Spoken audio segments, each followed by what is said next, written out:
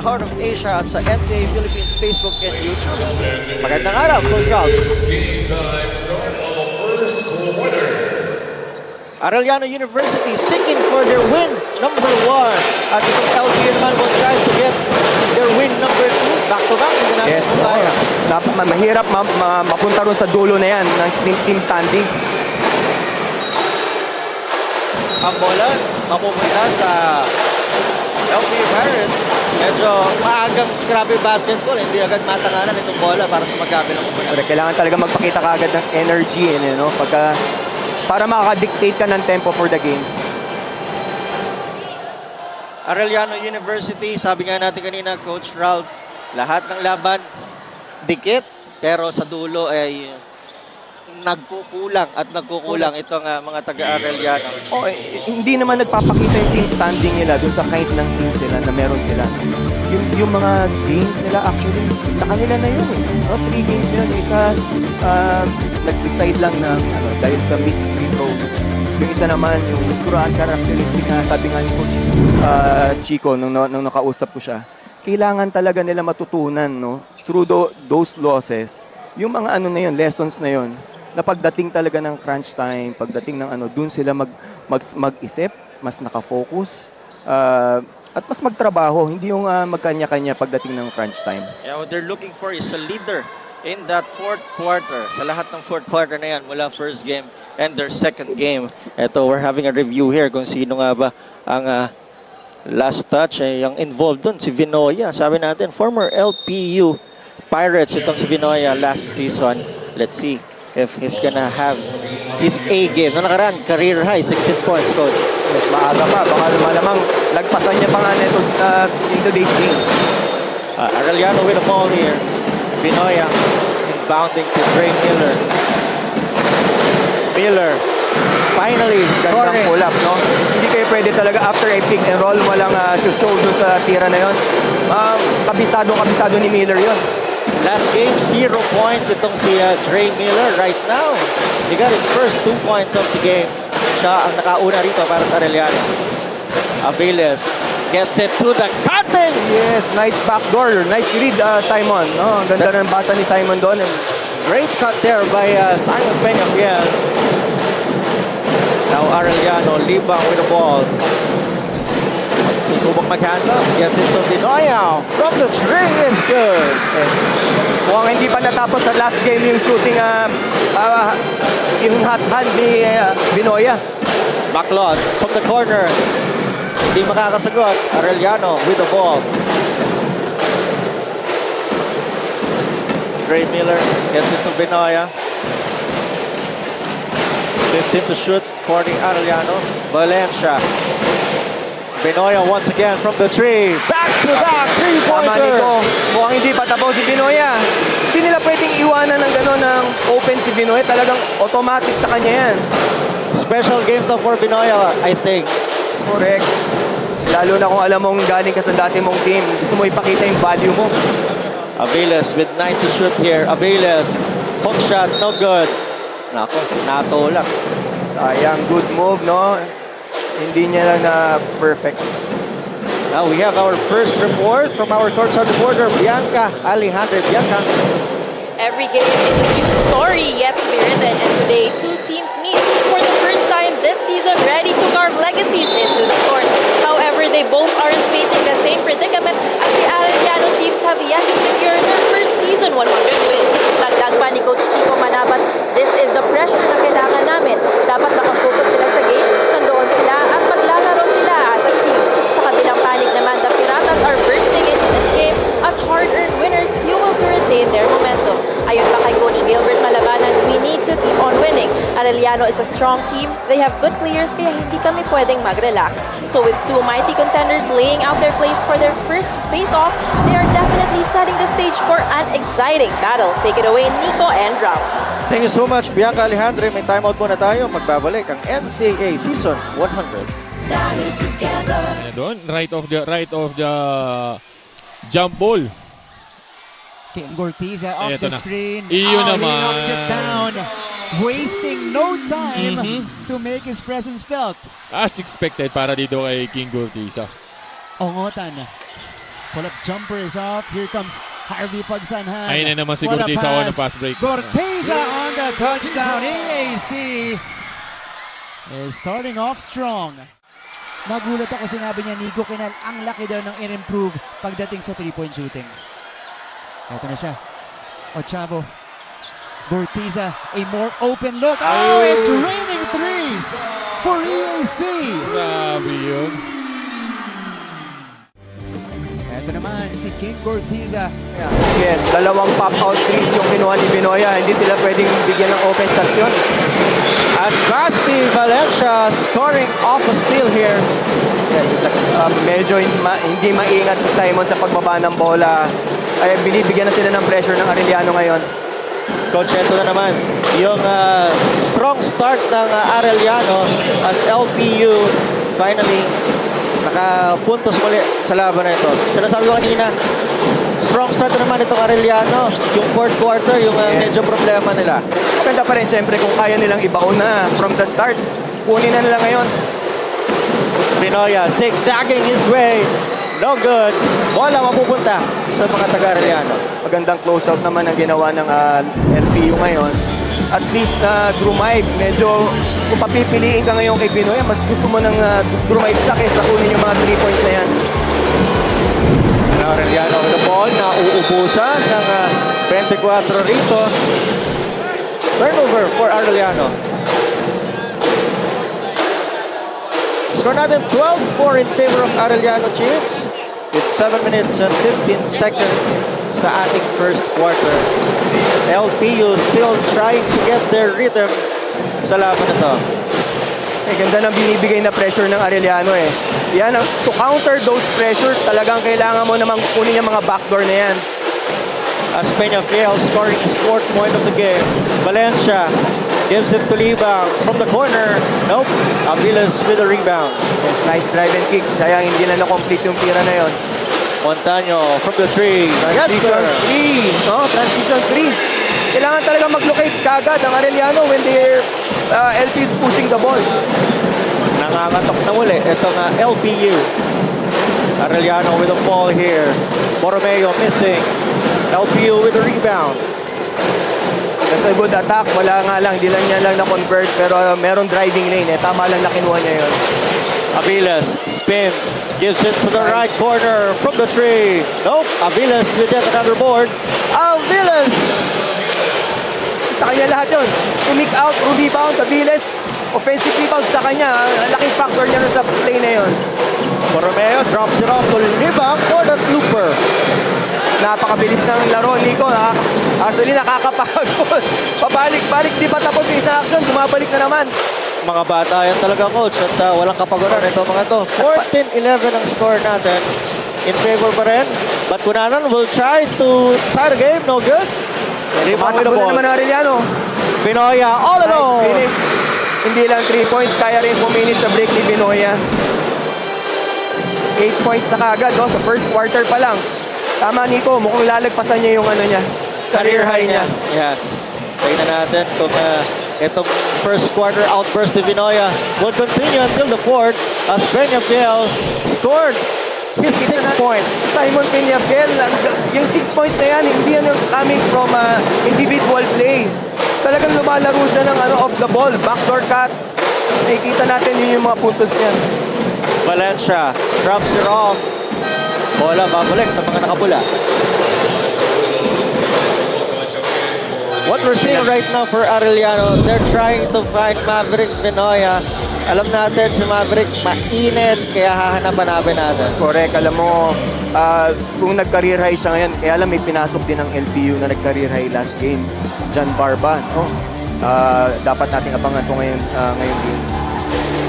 As we see the battle, seesaw battle in this first quarter. Halfway through our first quarter, lamang pa rin ng tatlo itong Arellano. As we see Barba, first time in the game, scoring his first basket. First touch, first 2 points kagad, no? Mukhang ina-atake nila ngayon, nilalagay nila si Barba sa ilalim. Makikita nila may mismatch, may height advantage si Barba rin sa ilalim nila. Kamay. Drives. Wala rito ang tikada ng LPU. Tatakbo na. Defense by Barba.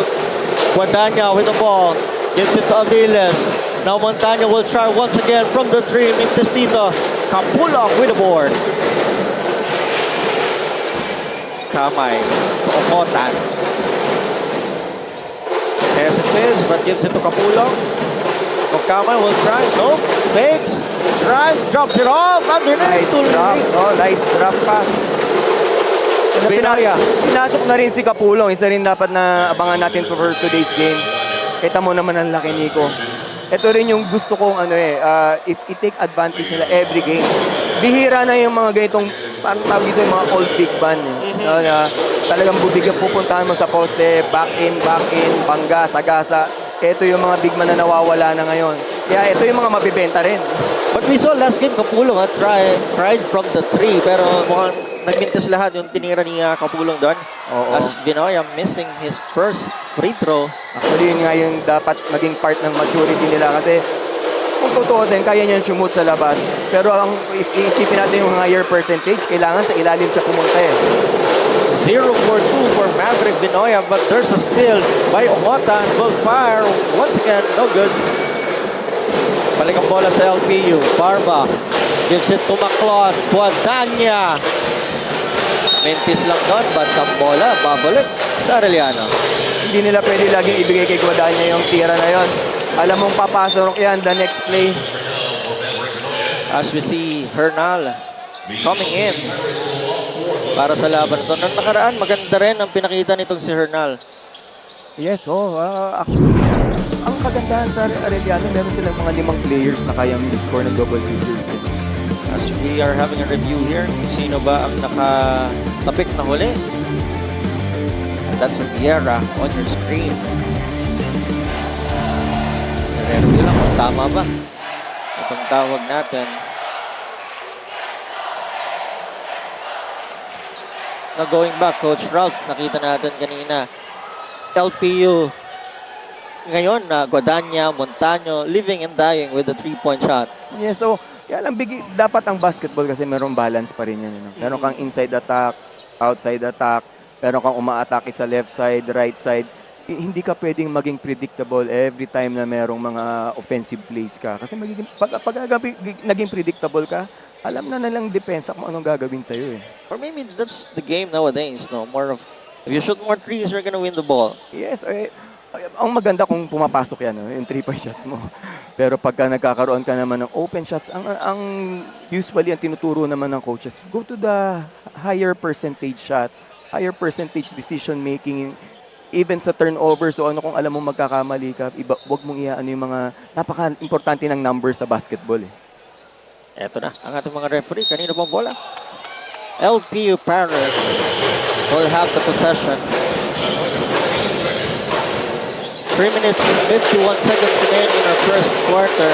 It's just a 1-point lead for Arellano University. A good first quarter for Arellano.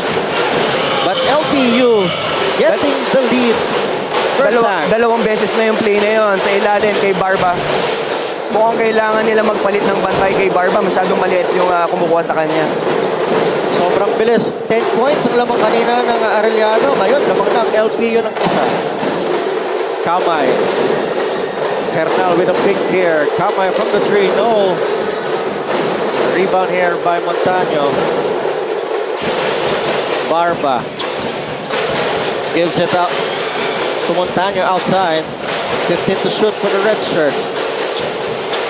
Aviles gives it to Guadagna.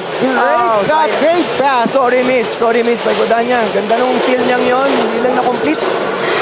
As Omotan take advantage. Barba answers back. 6 points for Barba. Kapapasok lang pero 6 na puntos na. More from him sa pagbabalik ng NCAA Season 100.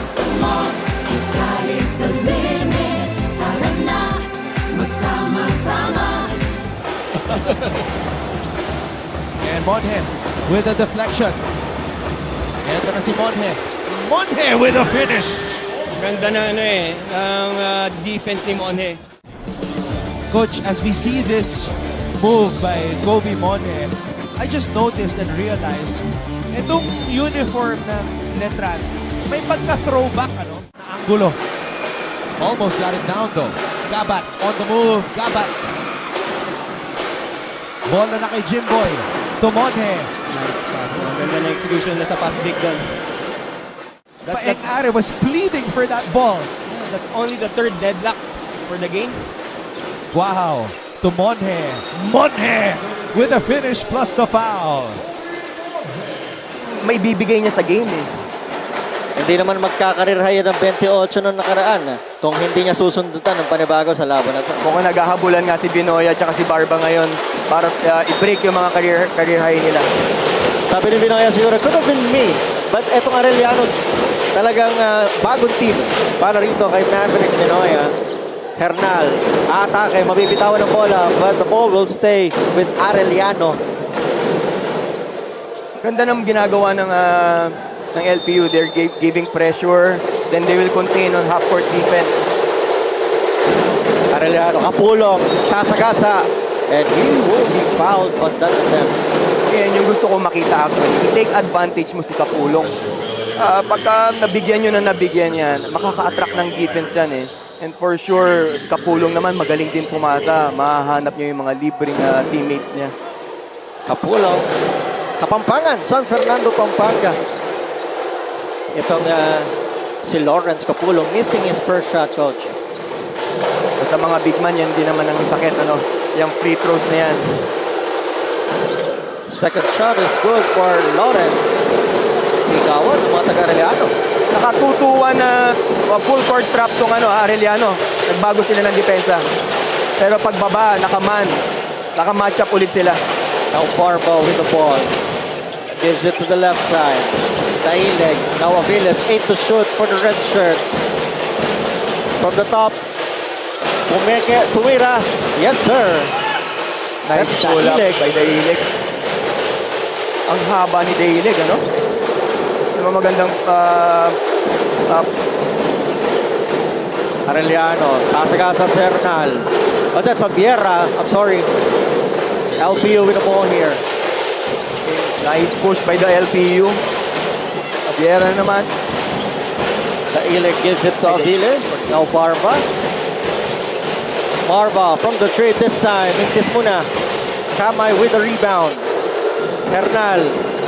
Sasalubungin ni Aviles. Hernal walang pakialam. Mongotan with the rebound. Mintis pa rin doon. Third serving for the Arellano.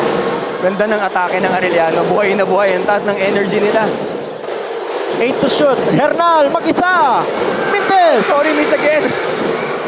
4 attempts yun.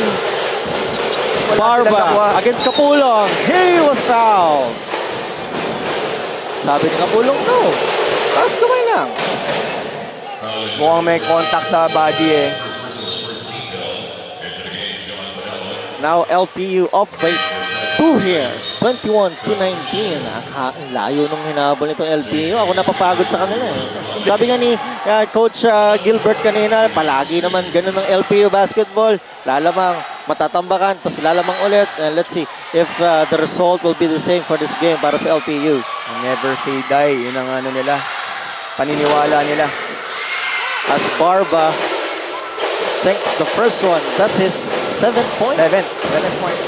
As you see there, Coach Gilbert. Gilbert Malabana. Nagkalaro daw kayo ni Coach Gilbert before. Oo, magaling yan si Coach Gilbert. Napaka-athletic na player. Grabe dumang yan. Ongotan. 1 minute and 10 seconds remaining in this first quarter. Kapulong, mabibitawan ng bola. Saan pupunta? And he will be found. Oh, wala na pupuntahan si Kapulong dun eh. Actually, si Kapulong, nakita natin sa ibabaw na naman siya nagsisimula ng Feeling ko pagka matake siya from the top, may disadvantage siya ron, kasi kaya siyang i-pressure ng kalaban niya. Arellano. Abiera from the tree. Mintis na naman dito. That guy is Palingayan. Taileg. Under a minute remaining here. Great cut by Villegas. Pero pinalik kay Barba. 10 to shoot for the red shirt. Barba spins. Gives it to Panelo from the tree. No, walang tinamaan doon. But nakuha ng LPU ang bola pero turnover ang lalabas, no? Pero credit natin, ilang backdoor passes na binigay ng LPU. Ang ganda, hindi lang nga lang na-complete today, na-complete kanina, pero nakikita natin how effective they are doon sa mga backdoor cuts na yun. A chance for 2 for 1 para sa Arellano University. Abierra with the ball, 30 seconds in the first quarter. Hernal, 10 to shoot for Arellano. Espirito with the ball here. Jumps, misses. Chance for the last shot para rito sa LPU Pirates. But Barba decides to take it three. Actually, yun yung coaches na pag, no, bilang yes, nung na 3 points, okay na rin. Good shot na rin. Still here, may palingayan. LPU with the run there. And after the first quarter, LPU Pirates